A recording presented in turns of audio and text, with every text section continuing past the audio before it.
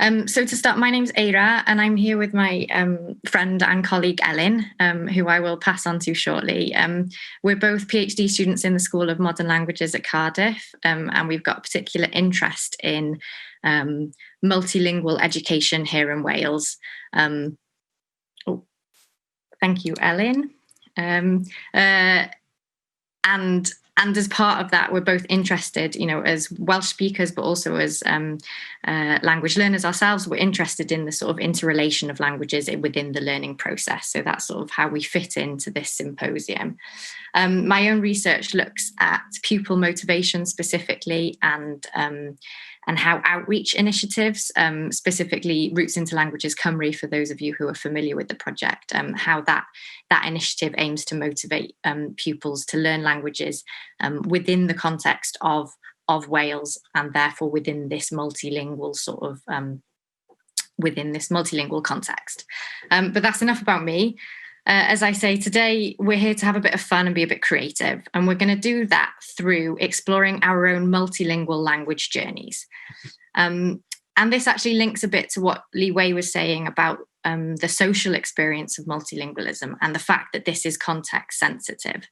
And by that, I mean, what we partly want to explore with this workshop is what has bilingualism or multilingualism looked like at different stages of our own journeys, where perhaps have languages mixed, where have we picked them up, where have we maybe dropped them, and we're not talking about the details of multilingual practice here like code switching, but about this context and the experiences within context. So which contexts have maybe facilitated our multilingual journeys and our multilingual identities, and which have hindered them. And you may ask why. Ellen, I don't know if you could pop onto the next slide for me. Thank you. Yeah. So I imagine a lot of you spend time reflecting on what multilingualism means for your learners, if you're educators, maybe for your research participants, maybe for communities that you work in. But what's more, the ideas of multilingualism and plurilingualism are now at sort of the front and centre of language policies here in Wales. So I've just given an example in the slide here of how plurilingualism is defined within the new curriculum. But it very much shows that these ideas of connections between languages and the interrelation is starting to filter through into policy and practice here in Wales. But there's still some misunderstanding about what this actually means in practice and what this actually means in reality. And so what we're going to do today is, in order to start building that understanding, I think perhaps, or we feel maybe the best starting point is with our own journeys, and with reflecting on those and then using those to help us understand the journeys of others. And in order to do this, we're going to do a bit of an activity, and what we're going to do, we're going to create what we call our own language journey timelines. And Ellen is going to explain a bit more around this, but generally timelines fit into what we call visual narratives in language research. And quite simply, these are, using creative techniques like drawing or producing visual representations of what we're trying to research or discuss with our participants. And these are of benefit for a number of reasons. Not only do they provide participants with the opportunity to reflect on often quite complex concepts, which we would suggest multilingualism is, and reflect through creative means, which facilitates that. They're also great to use with children, because we find that children do respond better to these creative techniques sometimes, and as opposed to being asked to try and express feelings or experiences through speaking. Some do, but some respond better to this. And obviously, given our interest in multilingual education, we work quite frequently with children. And also, they're not language-based. So they sort of get rid of this idea of any monolingual bias in the way we're collecting data, or the way we discuss multilingualism. We can express those ideas through different ways. And there's no prescriptive way of using visual narratives. I'm sure a lot of you use them anyway. There are lots of different techniques, and their suitability may depend on the nature of your research. But both Ellen and I have picked them up and have used them quite frequently within our research, because we do find them a useful tool to start understanding these complex, perhaps experiences or emotions or identities that are linked with languages that we use and learn on a daily basis. So our plan for today, if we could just flick, great, thank you. So our plan for today, I've given you a little bit of a background. Next, we're going to go on to this sort of language journey activity then. And then we're going to do two things to maybe help analyze or reflect on that activity. We'll have some questions through Menti, and we'll finish with a closing discussion and your opportunity to contribute. So over to Ellen. Diolch fawr iawn. Mute myself. Eira, actually, can I just check you can hear me properly and there are no issues? Yeah? Okay, fab. Diolch yn fawr felly, Eira, am hynny. It's so nice to see so many people here today, so thank you. Diolch yn fawr iawn, dyn ni'n gwerthfawrogi hynna'n fawr iawn. As Eira has mentioned, I'm Ellen, and my PhD research looks at plurilingualism and multilingualism within the new curriculum in Wales, and how we could recognise through assessment and qualifications students' plurilingualism or multilingualism. So where does creative research methods, where do they fit into my PhD? Well, as Eira has mentioned, she has been using mapping techniques in terms of creative research methods. However, I have been working more with emojis and timeline interview techniques. So, for example, when I've been hosting focus groups with school students, I normally give them a sheet of emojis, and I ask them to circle the emojis that best represent their attitudes towards a given subject.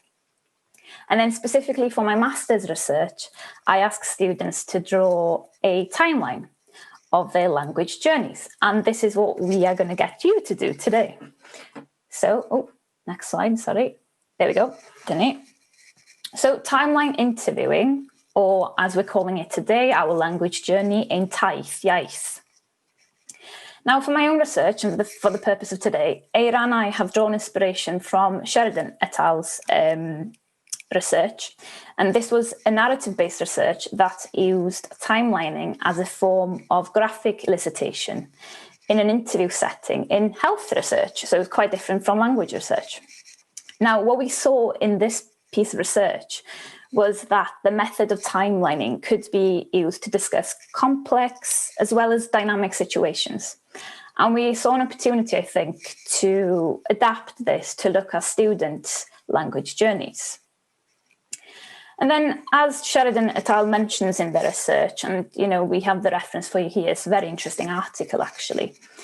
Timelines enables us to draw a visual representation, for example, of different points in our lives. They can be used as elicitation tools for further discussions, or can in fact be analysed themselves as visual data. And participants can become researchers of their own lives. Therefore, I think we can draw our own language timelines. So, these are some instructions for you. Sorry, I'm just moving this on the slide. Right. Felly, on a piece of paper, on the computer, or in your head, draw your language journey or your language timeline. So from the day you were born to today, which languages have you encountered? So, again, next slide, sorry. What may such a timeline actually look like? Well, let me give you two examples here.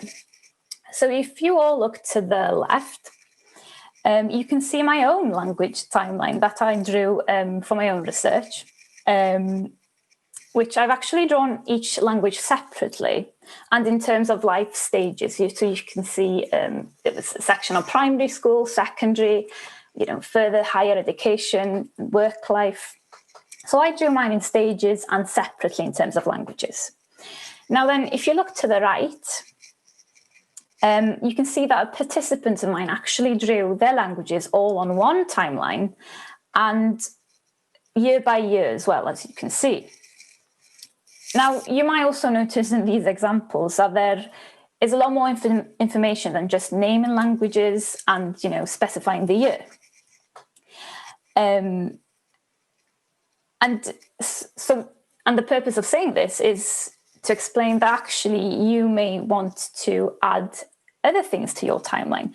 For example, how you felt at a certain time, or reasons for changes in your use of a certain language. It's up to you, basically. This is just an informal, creative exercise to explore what comes to your mind and what comes up when you think of your language journey and the languages that you've used throughout your life. And this is key. It doesn't have to be tidy. Just write whatever comes to mind. So it's up to you how you draw this timeline. So I thought we would give you about 5 to 6 minutes to do that. I'm going to go to the next slide so you can see the instructions again.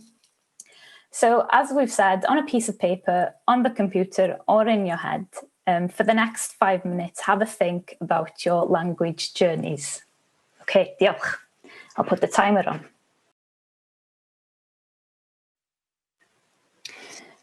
Right, felly.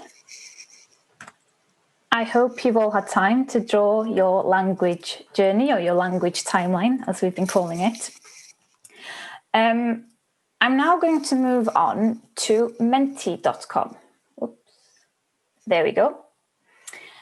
So if we could all go on to menti.com on your electronic devices, the code is 1086 799 now. I'm also posting this on the chat, and I hope you can all see it. Hopefully. I'm going to move on to the next slide. The code is still on the next slide, and it should also now be on the chat. Our question cyntaf felly, our first question is, looking at your timeline now and reflecting, at what stage in your life were you using the most languages from day to day? And hopefully you should be all able to enter some answers for me.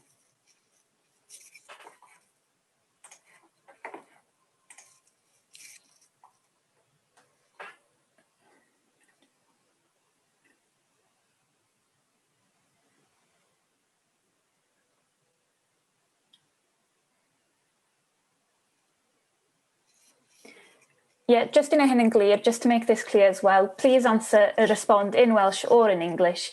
Unfortunately, there's no room on Menti to put too many words, and that's why we've kept it as such. And the answers are not coming up on the screen. They're coming up on the internet, but not on my screen. Right. Quick thinking. Let's stop sharing my screen for 2 seconds. Can you now see this? Era, could you just give me a thumbs up that you can see the internet? Yeah, fab. Right. Let's do it like this then. That's fine. Okay, great. Oh, interesting. Yeah. So in terms of using the most languages, or our languages in general, really, actually, there's a quite mix there, isn't there? I think Era and I was expecting everyone to say school, but we can see that we've got university, adult life, dysgu Cymraeg dramor, so learning Welsh abroad, living abroad, of course, yeah, gwyliau, holiday.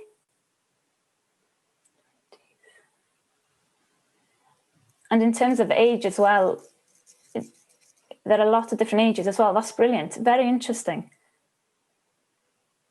Okay, let's move on to the next one. And ymlaen i'r un nesa. Have to bear with me now, I'm on the internet instead of the slides. Right. Right, next question. Still, you should have the same code and it should have gone automatically to the next one, I hope so. Era, can you just confirm that's the case? Yeah, okay, great, diolch fawr. Then think about a stage when you weren't using all of your languages. What were the reasons for this?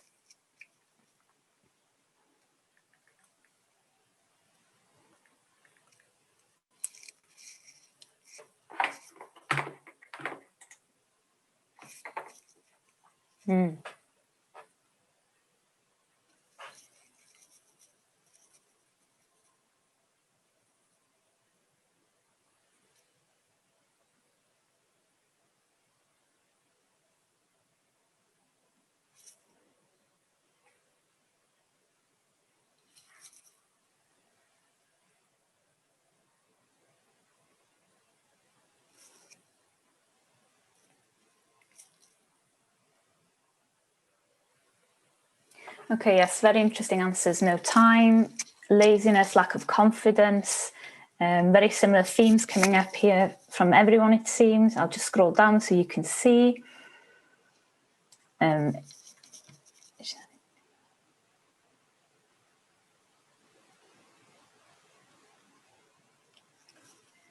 you can all read those as well. I think a lot of this is to do with perhaps not having the context or the availability to speak the language. And interesting, actually, with a lot of these responses are in the context of Welsh and English, but also a lot of different languages as well, which is great to see. And lack of opportunity, yes, I think that's always a clear one, and from my perspective as well, definitely.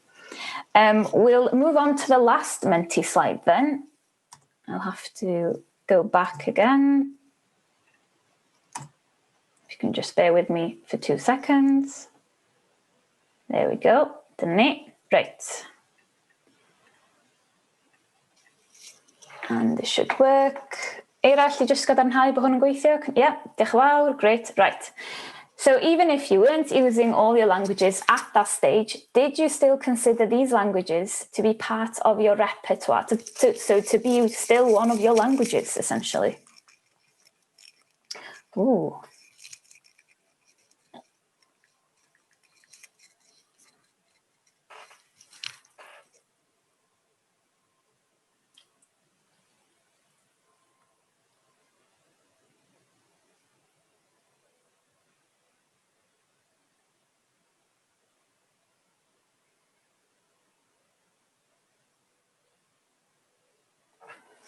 This is, yeah, very interesting. Eira and I weren't sure, actually, how people would vote on this question.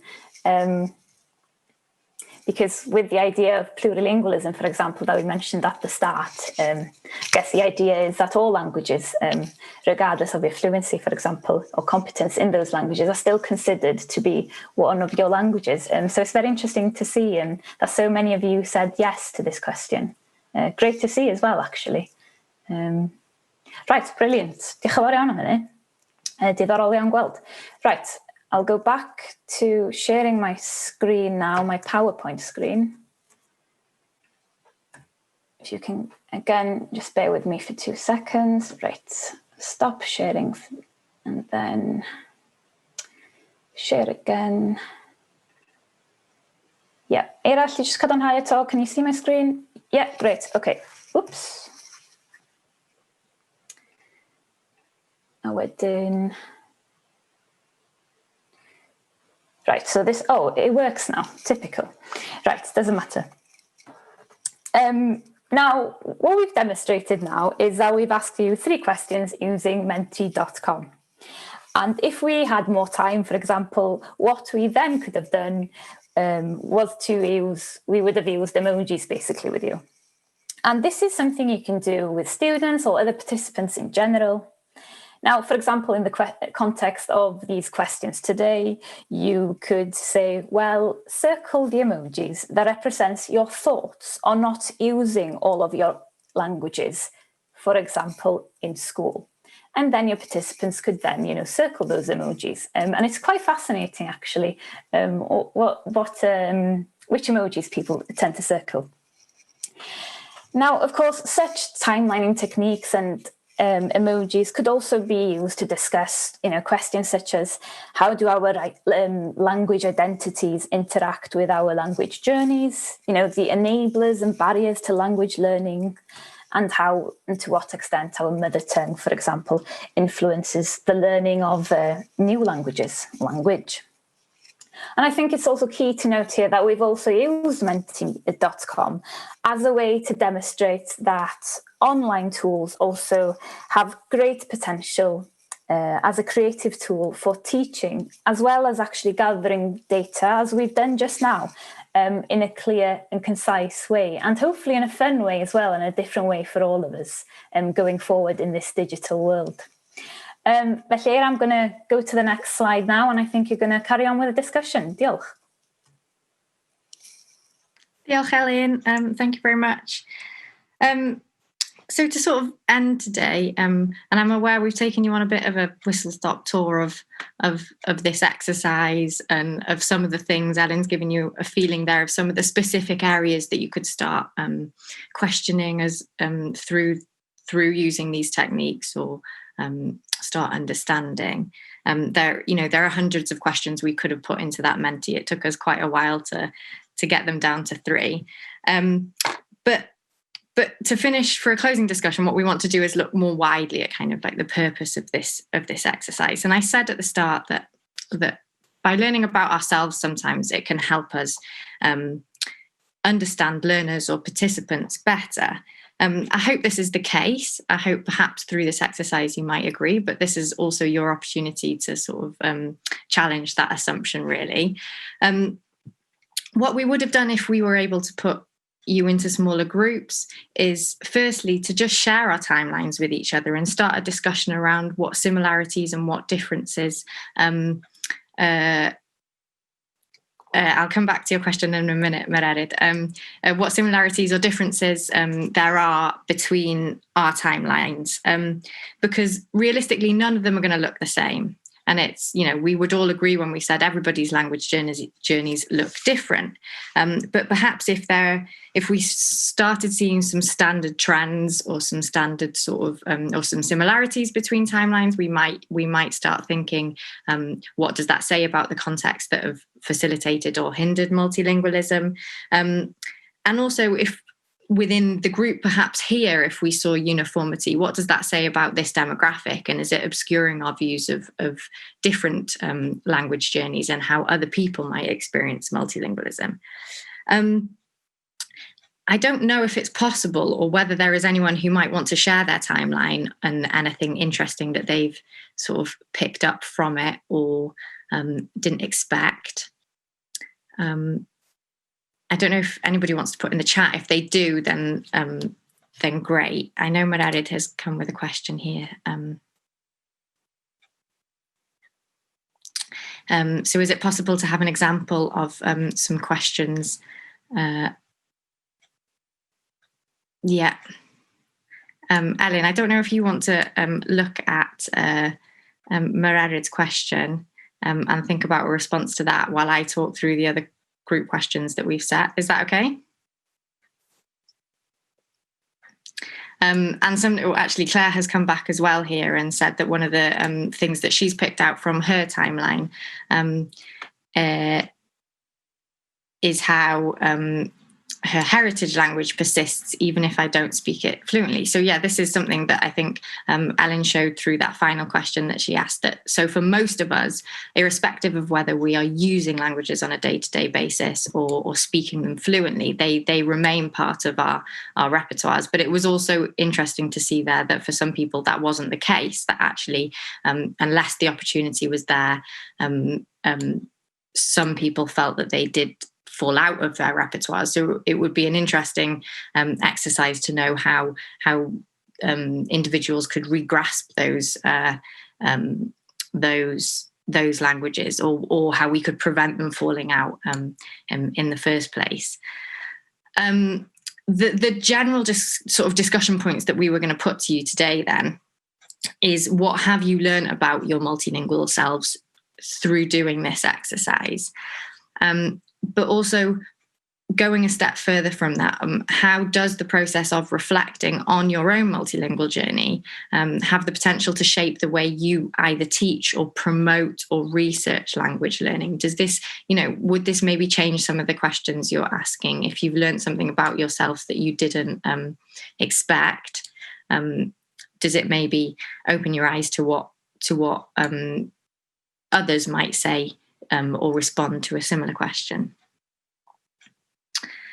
So if you bear with me, we're going to sort of, I think it's maybe easier to collect responses from you through the chat, but I think it is possible, if anybody would like to come back and respond, it is possible to unmute and potentially put your camera on if you let us know that you want to do that. So Ellen here has just said,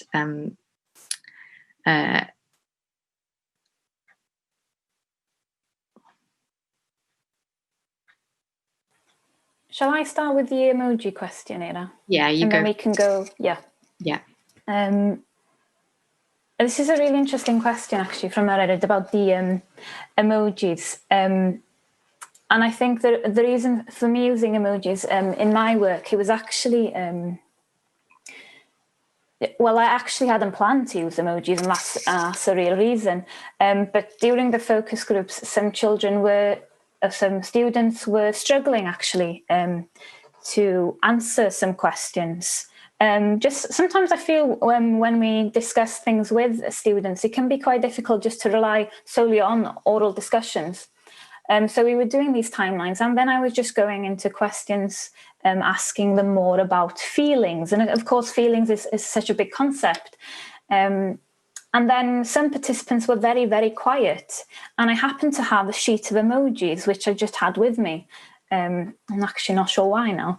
So I actually just gave them to all participants and said, okay, then, well, let's circle how we're feeling without using that word, or circling the emojis that best represent how you'd like to discuss this. And it was quite interesting in circling just one emoji or quite a few emojis. It was then this sort of basis for students to be able to discuss the topic. And the topic was home and community languages to GCSEs, and students being able or not being able to do that.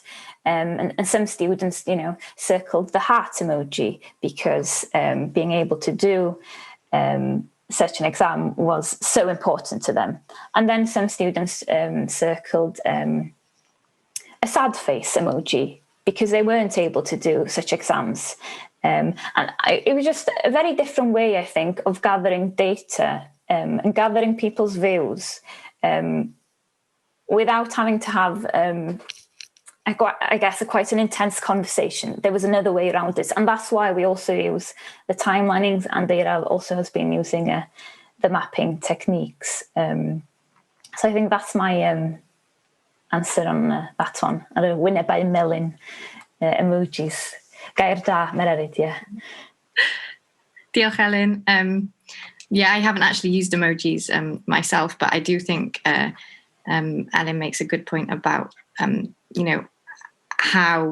how learners, and especially younger learners, feel about a certain situation. It's a good way of encapsulating that, and it links to the comment Anna Vivian has put here as well about how this sort of exercise can help learners recognise their own multilingualism and also not feel discouraged about the stages in our lives, because I know this is something I felt myself and many learners do when we perhaps don't have that opportunity to use a certain language, or it falls off the grid for a little while, to not feel discouraged about that, because we can see that it's still there, and perhaps that there are other external barriers that mean we're not using it, or we've picked up a different language. So actually our repertoire is still growing at that point, but just at a different in a different direction. And also to acknowledge, the comment that Ellen have made as well. Thank you for that. Around the wording of the questions we asked, it is true that you might consider some languages to be part of your repertoire now, but they didn't exist before you started learning them. Completely take that on board. We actually, again, we went through lots of questions and the wording of our questions quite carefully, because it's really difficult to try and capture this in one short question. And we would, within our work, use this as sort of a basis for discussion and more discussion with learners. So we could actually acknowledge that sort of side of things. Just to pick up on that, Ira, I've actually been on a course this morning with researchers all over Europe, and there was a discussion around actually visual narratives. which kind of feeds into what we're doing right now. And actually the difficulty in research, for example, of how we can actually analyse this kind of data. And I think both of us have actually found this quite difficult, haven't we? And I think we have, to a certain extent, used these visual narratives, for example, these drawings, more as elicitation tools rather than data themselves. I don't know if you would agree with me there, Ira, in your work, yeah. Yeah, although sometimes a combination, because I do feel sometimes that you can pick up on things through these drawings that then learners also aren't as comfortable talking to you about. But you are completely right that often they lead to further discussion, but they allow, as opposed to sort of walking into a research room or a room with learners and firing quite difficult questions. You know, how did you feel at this point? What languages were you using? They sort of give them that opportunity to reflect in their own way, and that's why things like language timelines, language maps, they look different for everyone, because it's almost a reflection of those concepts in our own mind, but it gives them that time to think it through before they have to respond. Because often I find if it's just a spoken response, they almost feel the need to add as they think of more things, because they don't want to neglect a certain area, whereas that's all represented in front of them, and they can speak with more depth about a certain aspect. I wonder, before we go on to the next comment in the chat, do you mind sharing with us actually your mapping technique? I think it'd be really interesting for everyone to hear how that's different to the timeline we've just been doing now. Yeah, so I mean, we picked timelines for this, didn't we? Because and this was what I was trying to say at the start about it. The technique you would use really does reflect the research questions you're asking and the suitability to your research. And here we were trying to perhaps find a way of tracing change and reasons for that through a journey. My own research looks at motivation within a context, so the way an individual responds to contextual factors on their motivation. So I use the mapping technique to initially create a picture of this context and all the different things or people or factors that come into that context before I started to ask learners why they learn languages or why they chosen to pursue language learning. So they had this picture in front of them and were able to go, oh, well, actually that thing had a bigger impact than I thought. Or so yeah, that's what I was trying to say around reflecting your research question. That was the sort of, I asked them to create maps.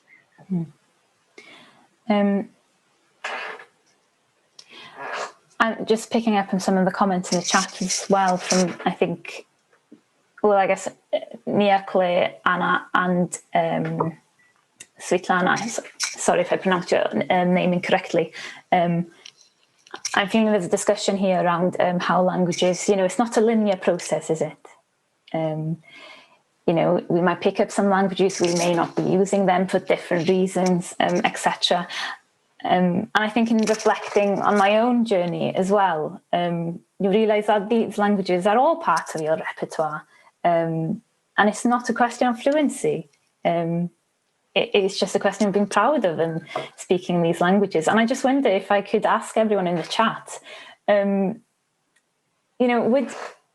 would you use this kind of technique, whether as a teaching tool or as a research kind of tool? What are everyone's thoughts on this?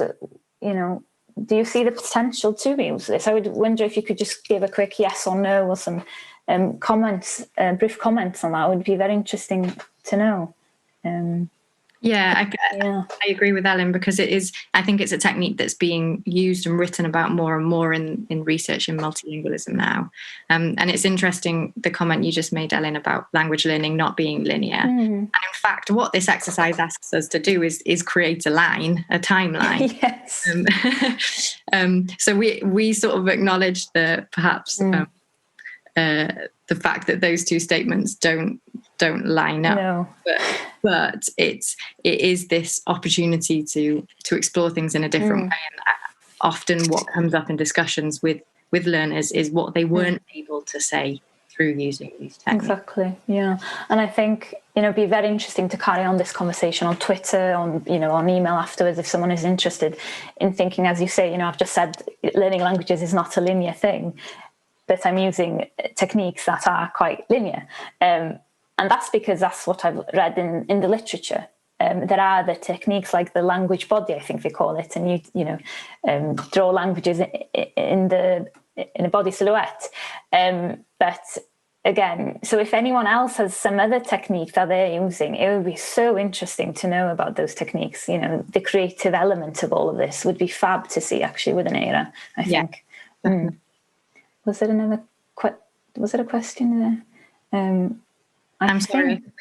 We have used chat more than Q&A here, and I don't know whether everybody can see the chat.